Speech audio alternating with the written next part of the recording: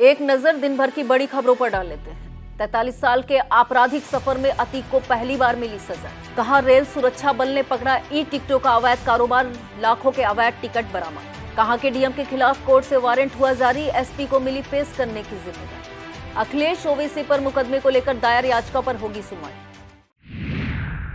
खबरनामा के प्रायोजक हैं mother's pride public school, Tidwa Chilaula, Lakhimpur road, Sitapur. GD Goenka public school, निकट खैराबाद टोल प्लाजा, सीतापुर।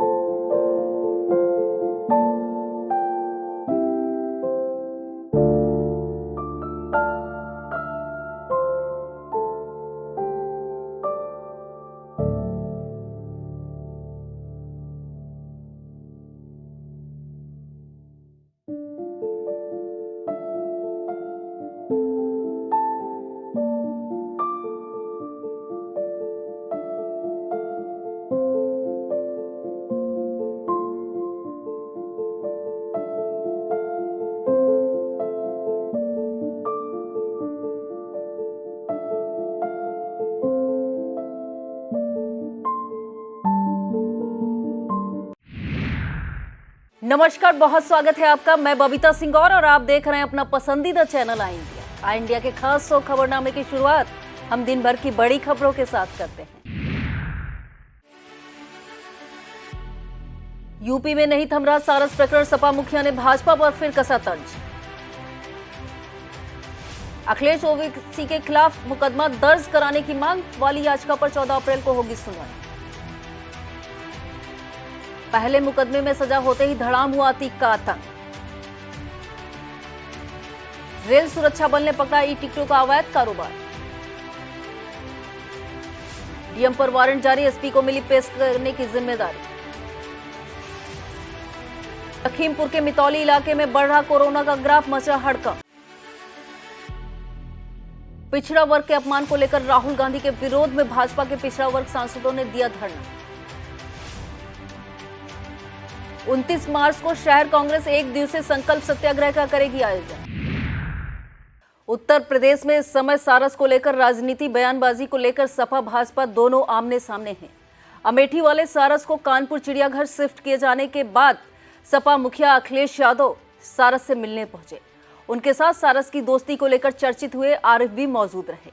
यहां पर अखिलेश यादव ने फिर भाजपा पर निशाना साधते हुए कहा कि सारस को नवरात्र में अंडा न खिलाएं, वरना भाजपा बुरा मान जाएगी। अखिलेश यादव ने आरोप लगाया कि मैं जिससे मिलने जाता हूं, भाजपा उसी पर कार्रवाई कर देती है। वाराणसी के ज्ञानवापी मामले में बयानबाजी पर सपा के राष्ट्रीय अध्यक्ष अखिलेश यादव व एआईएमआईएम प्रमुख असदुद्दीन ओवैसी के खिलाफ याचिका दाखिल की गई है। अधिवक्ता हरिशंकर पांडे ने अखिलेश यादव और ओवैसी पर मुकदमा दर्ज किए जाने की मांग कोर्ट से की है। संबंधित याचिका पर 14 अप्रैल को सुनवाई होगी। यह मामला जिला जज डॉक्टर अजय कृष्ण विश्वेश की अदालत में विचाराधीन है। अधिवक्ता हरिशंकर पांडे का कहना है कि ज्ञानवापी में कमीशन की कार्रवाई के दौरान मिले शिवलिंग के पास गंदगी और गलत तरीके से जुटकर नारेबाजी भी की गई थी। सपा के राष्ट्रीय अध्यक्ष व एआईएमआईएम के नेता के बयान से हिंदू समाज आहत हुआ था। इस मामले में मुकदमा दर्ज करने के लिए एसीजीएम प्रथम एमपी एमएलए कोर्ट के प्रभारी उज्जवल उपाध्याय की कोर्ट में आवेदन दिया गया था। इस मामले को कोर्ट ने खारिज कर दिया था। अब जिला जज की कोर्ट में निगरानी याचिका दाखिल की गई है। यूपी के जौनपुर जिला अधिकारी अनुज कुमार झा के विरुद्ध इलाहाबाद हाईकोर्ट ने जमानती वारंट जारी किया है। कोर्ट ने उन्हें 17 अप्रैल को हाजिर होने का आदेश दिया है। अपने नोटिस में कोर्ट ने एसपी जौनपुर को आदेश दिया है कि वह डीएम की कोर्ट के सामने उपस्थिति सुनिश्चित कराएं। साथ ही डीएम से इस बात पर जवाब तलब किया है कि क्यों ना आदेश की अवहेलना करने पर उनका विरुद्ध अवमानना की कार्रवाई की जाए। बताते चले कि रोजगार गारंटी योजना के तहत एक मामले की सुनवाई करते हुए न्यायमूर्ति पीयूष अग्रवाल ने आदेश जारी किया था। डीएम को आदेशित किया गया था कि वह आदेश का पालन कर हलफनामा दाखिल करें या कोर्ट के सामने स्वयं हाजिर हों, लेकिन डीएम ऐसा करने में असफल रहे थे। सुप्रीम कोर्ट से हरी झंडी मिलने के बाद यूपी में निकाय चुनाव कार्यक्रम अप्रैल के दूसरे सप्ताह तक जारी हो सकता है। नगर विकास विभाग इसे लेकर आवश्यक तैयारियों में जुट गया है। शासन स्तर पर महापौर और नगर पालिका नगर पंचायत के अध्यक्ष पदों का नए सिरे से आरक्षण जारी किया जाएगा। माना जा रहा है कि शासन स्तर से अप्रैल के दूसरे हफ्ते तक चुनाव कार्यक्रम जारी करने के प्रस्ताव राज्य निर्वाचन आयोग को भेज दिए जाएंगे। शासन स्तर पर चल रहे प्रयासों के मुताबिक कोशिश है कि आपत्ति निस्तारण के बाद 10 अप्रैल से पहले यह प्रस्ताव राज्य निर्वाचन आयोग को भेज दिए जाए। ताजा हालात देखते हुए सुप्रीम कोर्ट का दखल होने के बाद निकाय चुनाव को लेकर दिसंबर में जारी आरक्षण पूरी तरह से बदल जाएगा। नए सिरे से हो रहे तैयारी के मुताबिक प्रस्तावित अनंतिम आरक्षण जारी कर 2 दिनों में उस पर आपत्तियां मांगी जाएंगी। अगले चरण में इन आपत्तियों का परीक्षण कर आरक्षण को अंतिम रूप दिया जाएगा। अंतिम आरक्षण जारी होने के बाद इसकी सूची राज्य निर्वाचन आयोग को प्रेषित की जाएगी, जिसके आधार पर राज्य निर्वाचन आयोग निकाय चुनाव का कार्यक्रम जारी करेगा। इसके बाद 1 अप्रैल को राज्य निर्वाचन आयोग अंतिम मतदाता सूची जारी करेगा। शहरों में चलने वाले अवैध टैक्सी और बस स्टैंड पर जल्द ही प्रशासन का डंडा चल सकता है। मुख्यमंत्री योगी आदित्यनाथ ने शहरों को जाम से मुक्ति दिलाने के लिए अब इन पर कड़ी कार्रवाई के निर्देश दिए हैं। मुख्यमंत्री ने जाम से निपटने के लिए अफसरों को ठोस कार्य योजना बनाने का निर्देश देते हुए कहा कि अवैध स्टैंड अवैध वसूली को बढ़ा देते हैं। जहां कहीं भी ऐसी गतिविधियां चल रही हों उन्हें तत्काल बंद कराया जाए। मुख्यमंत्री ने रास्ता साफ जाम कर संचालित हो रहे टैक्सी स्टैंड पर बड़ी कार्रवाई करने के निर्देश दिए। प्रयागराज के अधिवक्ता उमेश पाल अपहरण कांड में अदालत ने माफिया अतीक अहमद और उसके 2 साथियों दिनेश पासी और खान सौलत हनीफ को आजीवन कारावास और 1 लाख रुपए की जुर्माने की सजा से दंडित किया है। यह निर्णय एमपी एमएलए कोर्ट के न्यायाधीश दिनेश चंद्र शुक्ला ने सुनाया। अपहरण की यह घटना वर्ष 2006 में हुई थी। इसे लेकर मुकदमा जुलाई 2007 में दर्ज कराया गया था। मुकदमे में अतीक, उसके भाई अशरफ, दिनेश पासी, खान सौलत हनीफ, जावेद, फरहान, आबिद, इसरार, आशिक एजाज और अंसार अहमद को दोषी बताया गया था। ट्रायल के दौरान अंसार अहमद की मृत्यु होने के बाद शेष 10 आरोपियों पर मुकदमा चला। 17 साल तक ट्रायल चलने के बाद मंगलवार को मामले में सजा का ऐलान किया गया है। माफिया अतीक अहमद को अपने साम्राज्य के काउंटडाउन शुरू होने का एहसास तो उसी वक्त हो जाना चाहिए था जब इलाहाबाद प्रयागराज बन गया था, लेकिन उमेश पाल की दिन दहाड़े हत्या यह बताने के लिए काफी है कि अपने लिए लिखी जा चुकी इबारत को अतीक समझ नहीं सका या अपने आतंक के मद में चूर होकर समझने का प्रयास नहीं किया। अतीक के आतंक का साम्राज्य ध्वस्त होकर ही रहेगा, इस पर तो उसी वक्त मोहर लग गई थी जब विधानसभा में मुख्यमंत्री योगी आदित्यनाथ ने बेहद नाराजगी के भाव में माफिया को मिट्टी में मिला दूंगा का संकल्प व्यक्त कर दिया था। यहीं से अतीक के करीबियों पर बुलडोजर गरजने के साथ कानूनी प्रक्रिया भी तेज हो गई थी। मंगलवार को अतीक व उसके 2 करीबियों को उम्र कैद की सजा सुनाई जाने के रूप में सामने आई है। अतीक के वर्चस्व को चुनौती देने वाले बसपा विधायक राजू पाल की 25 फरवरी 2005 को दिन दहाड़े हत्या कर आरोप अतीक एंड कंपनी पर था। अधिवक्ता उमेश पाल इस मामले में मुख्य गवाह थे। अतीक और उसके गुर्गों ने उमेश पाल को तमाम तरह से डराया धमकाया कि वह गवाही देने कोर्ट न जाए, लेकिन जब उमेश पाल नहीं माने तो 28 फरवरी 2006 को उन्हें अगवा कर लिया गया था। इसके बाद उन्हें अतीक अहमद के कार्यालय ले जाकर जमकर मारा पीटा गया था। सपा सरकार के दौरान अतीक के वर्चस्व को देखते हुए उमेश पाल ने समझौता कर लिया था। इसके बाद 1 मार्च 2006 को उमेश पाल ने कोर्ट में सामने अपनी गवाही देते हुए मौके पर नहीं होने की बात कही। इसी दौरान सूबे में मायावती के नेतृत्व में बसपा की सरकार बन गई। इसके बाद 5 जुलाई 2007 को उमेश पाल ने अपने अपहरण का मुकदमा दर्ज कराया था। तमाम पैरवी के बाद भी इसका निर्णय आने में 17 साल लग गए। हालांकि दुख की बात है कि खुद को इंसाफ मिलता देखने के लिए उमेश पाल जिंदा नहीं है, लेकिन उनके परिवार ने जरूर थोड़ी राहत की सांस ली। 10 अगस्त 1962 को जन्मे अतीक अहमद पर पहला आरोप यह था, हत्या का तब लगा था जब उसकी उम्र महज 17 साल की थी। बताते हैं यहीं से अपराध की डगर पर आगे बढ़ते अतीक अहमद की गिनती जल्दी ही सूबे के टॉप माफियाओं में होने लगी। देखते ही देखते उसका आतंक पूर्वांचल से लेकर बिहार होते हुए देश के कई प्रांतों में फैल गया। ऐसा ही नहीं, इस दरमियान उस पर केस दर्ज नहीं हुए। खनन, उगाही, रंगदारी, अपहरण, डकैती और हत्या जैसे 100 से ज्यादा केस इस पर दर्ज हुए, लेकिन आतंक ऐसा कि उसे अब तक किसी मामले में किसी अदालत से सजा नहीं सुनाई गई थी। ज्यादातर मामले तो गवाहों के पाला बदलने से खत्म हो गए थे। अतीक के 43 साल लंबे आपराधिक सफरनामे में यह पहला मौका है जब उमेश पाल अपहरण कांड में उसे सजा हुई है। प्रयागराज के एमपी एमएलए कोर्ट ने अतीक और उसके 2 साथियों को आजीवन कारावास की सजा सुनाकर अतीक के आतंक का शिकार बने उमेश पाल के परिजनों के जख्मों पर मरहम लगाया है। साथ ही साथ न्यायाधीश दिनेश चंद्र शुक्ला ने तीनों दोषियों पर 1-1 लाख रुपए का जुर्माना भी लगाया है। यह धनराशि उमेश पाल के परिवार को दिए जाने का आदेश पारित कर उसके आंसू पोंछने का भी प्रयास किया गया है। जिस प्रयागराज में कभी अतीक और उसके गुर्गों की तूती बोलती थी, मंगलवार को सजा सुनाए जाने के साथ ही उसके आतंक का किला भरभरा कर ढहता नजर आया। कहां प्रयाग के वह लोग जो अतीक को छोड़ो उसके गुर्गों तक से नजर मिलाने की हिम्मत नहीं रखते थे, वह भी अपना गुस्सा दिखाते नजर आए। अधिवक्ता समुदाय तो बेहद गुस्से में दिखा। सूचना के मुताबिक कोर्ट परिसर में न केवल अतीक अहमद के खिलाफ नारेबाजी की गई, बल्कि कुछ वकीलों ने उससे हाथापाई का प्रयास भी किया। मौके पर मौजूद भारी पुलिस बल ने किसी तरह अतीक को वकीलों के गुस्से से बचाया। कोर्ट परिसर के बाहर कुछ वकील अतीक को पहनाने के लिए जूतों की माला लेकर खड़े दिखे, तो फैसला आते ही कोर्ट परिसर भारत माता की जय के नारों से गूंज गया। यही नहीं, कोर्ट का फैसला सुनते ही अतीक और अशरफ दोनों के रो पड़ने को लेकर भी वकीलों ने इसे न्याय का दिन बताया। अब खबरें सीतापुर से। कलेक्ट्रेट सभागार में आयोजित हुई टास्क फोर्स की बैठक में डीएम अनुज सिंह ने हेडमास्टर की तरह मातहतों को जिम्मेदारी का पाठ पढ़ाया।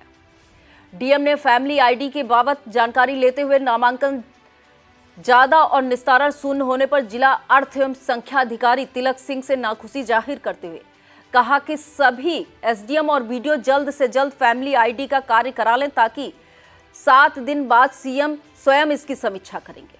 डीएम ने बेसिक स्कूलों में घटिया काम होने पर नाराजगी जताते हुए बीएसए अजीत कुमार से कहा कि जहां भी काम ठीक नहीं है वहां ठेकेदार को काम सही करने का निर्देश दें।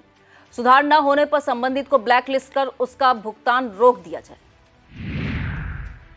कलेक्ट्रेट सभागार में आयोजित हुई टास्क फोर्स की बैठक में डीएम ने समीक्षा करते हुए बिस्वा में 250 आवासों को लाभार्थियों में आवंटित किए जाने का निर्देश दिया। साथ ही मिश्रिक नैमिष के सभी अधूरे कार्यों को जल्द पूरा करने का निर्देश दिया। डीएम ने बेसिक स्कूलों को उच्च कोट के पेंट से रंग रोगन करने के अलावा अन्य व्यवस्थाओं का भी समीक्षा करते हुए स्कूलों में ग्रीन बोर्ड लगाए जाने का निर्देश बीएसए को दिया। बेसिक शिक्षा के कार्यों की समीक्षा करते हुए डीएम ने बेहटा ब्लॉक में शिक्षकों की सबसे कम उपस्थिति पाए जाने को लेकर बीएसए से नाराजगी व्यक्त की। बैठक में सीडीओ अक्षत वर्मा सहित विभिन्न विभागों के अधिकारी कर्मचारी मौजूद रहे। सीतापुर के आरएमपी डिग्री कॉलेज में सत्र 2023-24 के लिए प्रवेश की प्रक्रिया अप्रैल के दूसरे सप्ताह से शुरू कर दी जाएगी। विद्यालय के प्राचार्य प्रोफेसर रजनीकांत श्रीवास्तव द्वारा लिए गए इस निर्णय के संबंध में सह मीडिया प्रभारी सुमित सिंह ने बताया कि प्रवेश के लिए लखनऊ विश्वविद्यालय को वेबसाइट पेज पर जाकर LURN के लिए पंजीकरण करें, जिसके बाद अभ्यर्थी को लखनऊ यूनिवर्सिटी का रजिस्ट्रेशन नंबर मिल जाएगा, जो उसके पंजीकृत मोबाइल नंबर एवं ईमेल पर भेजा जाएगा। इसके लिए अभ्यर्थी का ऑनलाइन 100 रुपए का शुल्क जमा करना होगा। पूर्वोत्तर रेलवे लखनऊ मंडल के मंडल रेल प्रबंधक आदित्य कुमार और मंडल सुरक्षा आयुक्त चंद्रमोहन मिश्रा के नेतृत्व में रेल सुरक्षा बल ने अवैध रूप से किए जा रहे रेलवे ई टिकट कारोबार के बड़े नेटवर्क पर शिकंजा कस दिया है। बस्ती जिले के सिकंदरपुर खास स्थित संतोष मोबाइल शॉप पर रेल सुरक्षा बल ने छापा मारा। यहां पाया गया कि वह IRCT के अधिकृत एजेंट होने के बावजूद प्रतिबंधित सॉफ्टवेयर का प्रयोग अवैध ई टिकटों का कारोबार कर रहे थे। रेल सुरक्षा बल पोस्ट मनकापुर की टीम ने मोबाइल शॉप संचालक को 1,40,532 रुपए कीमत के 55 ई टिकट सहित गिरफ्तार कर उसके पास से 2 लैपटॉप, प्रिंटर, 2 मोबाइल और 3,110 रुपए नगद बरामद की। इसी तरह से गोरखपुर के गोलघर स्थित गांधी गली में अधिकृत एजेंट उमराजी ट्रेवल्स से 2 लोगों को 1,74,039 रुपए कीमत के 86 ई टिकटों के साथ गिरफ्तार किया गया। रेल सुरक्षा बल ने दोनों ही मामलों में रेल अधिनियम की धारा 143 के तहत केस दर्ज किया है। वक्त हो चला है एक छोटे से ब्रेक का, फौरन लौटते हैं ब्रेक के बाद। आप देखते रहिए खबरनामा।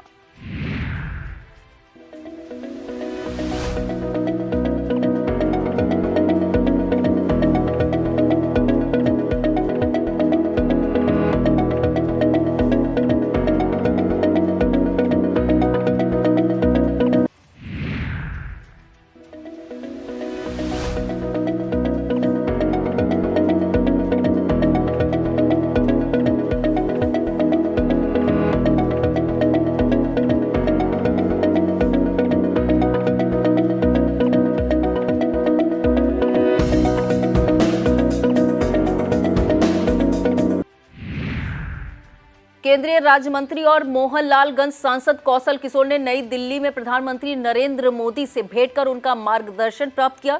सांसद ने इस अवसर पर प्रधानमंत्री मोदी और उनकी स्वर्गीय माता जी की संयुक्त पेंटिंग भेंट की।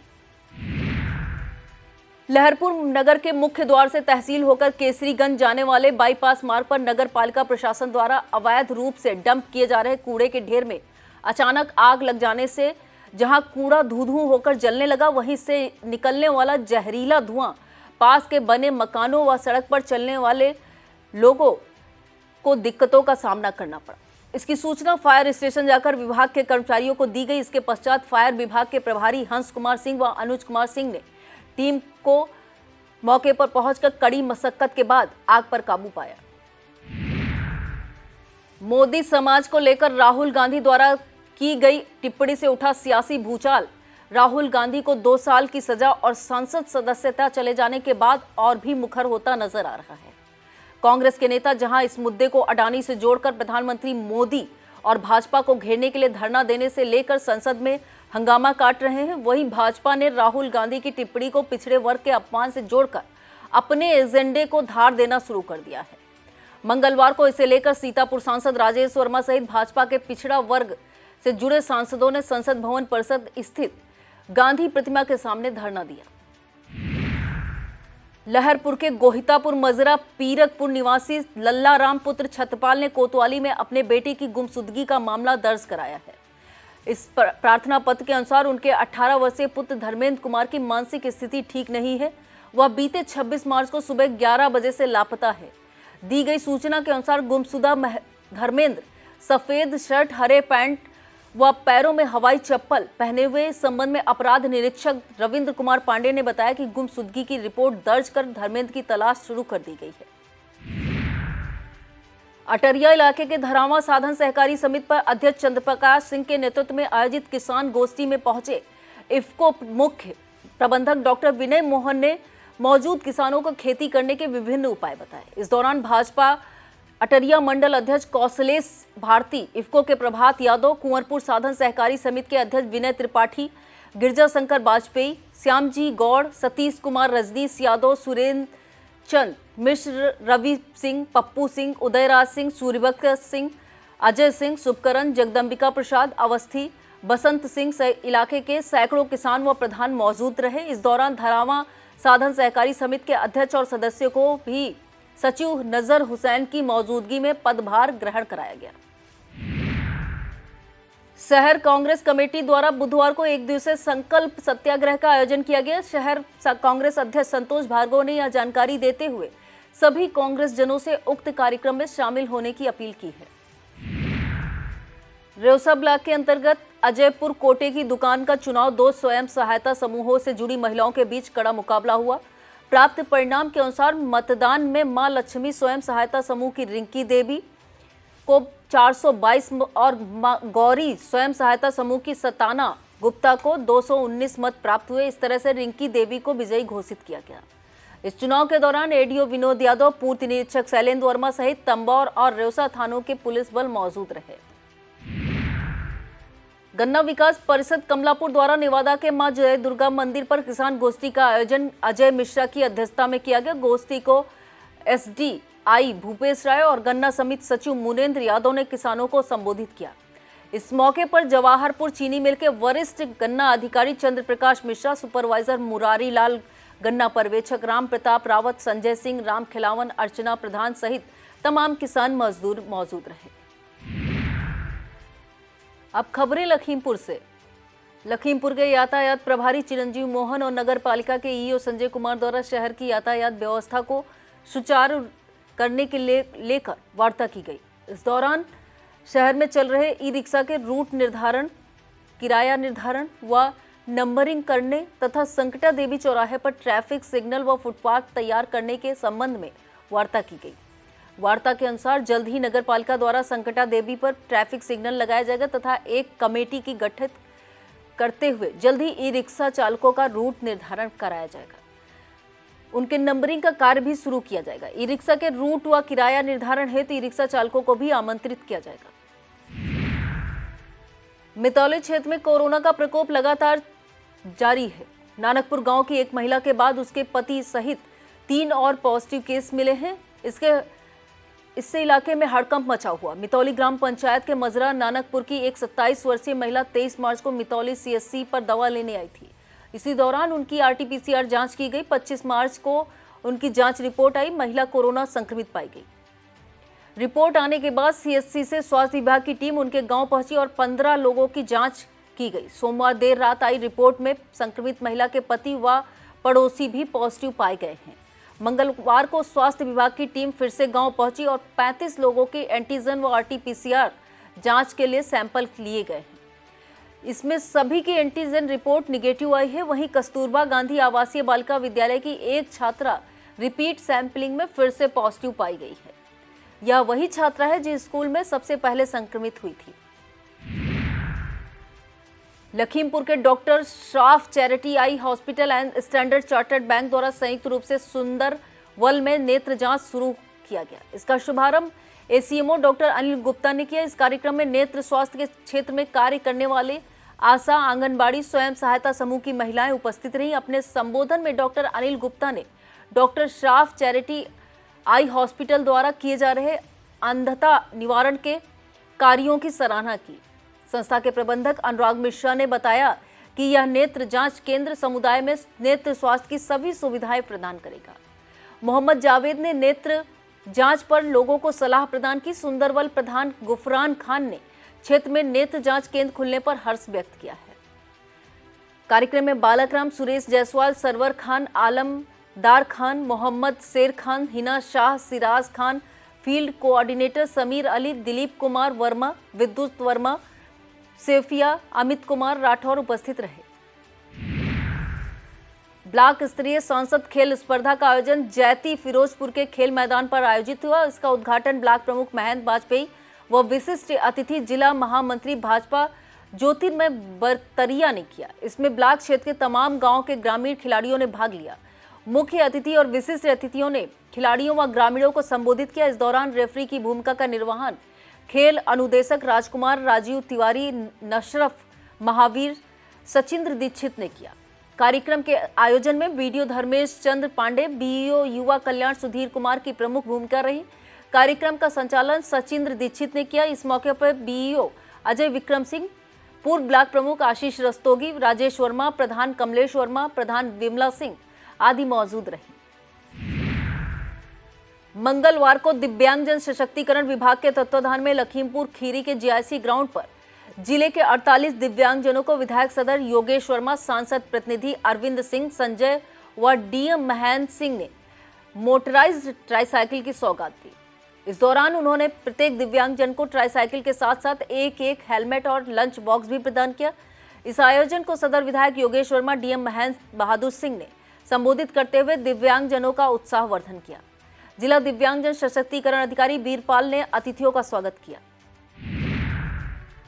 उद्योग एवं उद्यम प्रोत्साहन निदेशालय की ओर से आयोजित विश्वकर्मा श्रम सम्मान योजना के 6 दिवसीय कौशल वृद्धि प्रशिक्षण कार्यक्रम का सोमवार को राजकीय आईटीआई राजापुर में समापन हुआ। यह प्रशिक्षण Uttar Pradesh institute of design एवं शोध संस्थान द्वारा प्रदान किया गया। समापन समारोह में विधायक योगेश वर्मा, यूपीआईडीआर चेयरमैन शिप्रा शुक्ला, सीडीओ अनिल कुमार सिंह ने उपायुक्त संजय सिंह, प्रधानाचार्य आईटीआई वाईडी सिंह की मौजूदगी में प्रशिक्षणार्थियों को प्रशिक्षण प्रमाण पत्र प्रदान किया और प्रशिक्षण प्राप्त करने वालों को संबोधित किया। डीएम महेंद्र बहादुर सिंह और एसपी गणेश प्रसाद साहा ने लखीमपुर खीरी के अंतर्गत ग्राम पंचायत राजापुर में नवनिर्मित अमृत सरोवर का औचक निरीक्षण किया। इस दौरान डीएम ने कहा कि अमृत सरोवर के परिसर के सौंदर्यीकरण के बरकरार रखते हुए इसे और बेहतर बनाने पर काम किया जाएगा।